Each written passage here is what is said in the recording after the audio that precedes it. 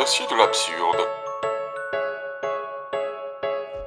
Petit florilège de tracasseries administratives à l'usage des citoyens de bonne volonté qui souhaitent laisser un monde propre aux prochaines générations, basé sur des faits réels.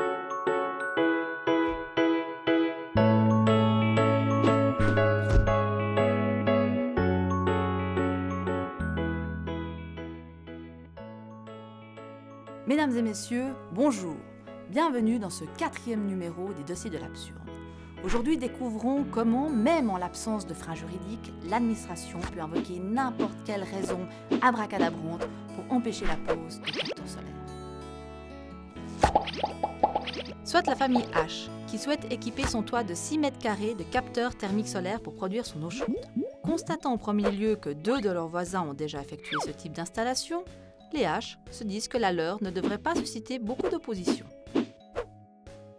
C'était sans compter la logique particulière du service des immeubles, du patrimoine et de la logistique du canton de Vaud, plus connu sous le nom de CIPAL, qui rend un préavis négatif en argumentant que la pose de capteurs solaires sur les toitures, tenez-vous bien, est une atteinte portée à ce magnifique site. Suivant l'avis de l'administration, la municipalité refuse à la famille H l'autorisation de poser les panneaux. S'ensuivent 3 ans de démarches harassantes que nous vous résumons brièvement. Monsieur H demande au CIPAL que son cas soit réévalué. L'administration choisit la stratégie active du fléton et ne répondra jamais à ce courrier.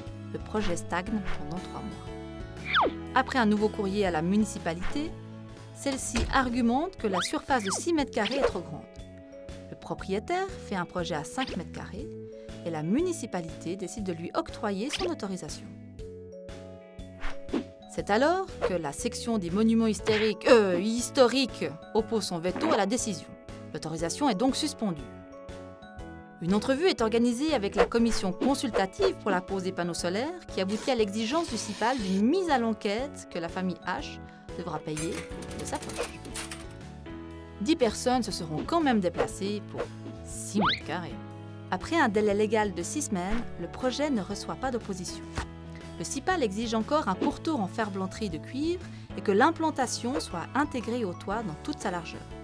La blague est que les propriétaires ont dû remettre 6 mètres carrés sur demande du CIPAL. Ne riez pas, c'est sérieux l'administration.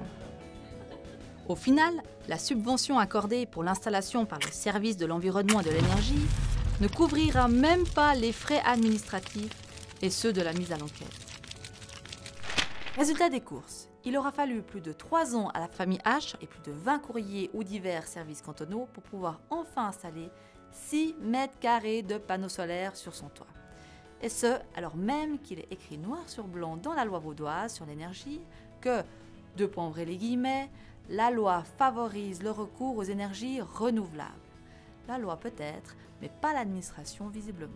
C'est pourquoi, le 14 mai 2010, nous avons déposé une interpellation au Conseil d'État afin qu'il nous explique comment l'État peut saper d'une main ce qui l'encourage l'autre.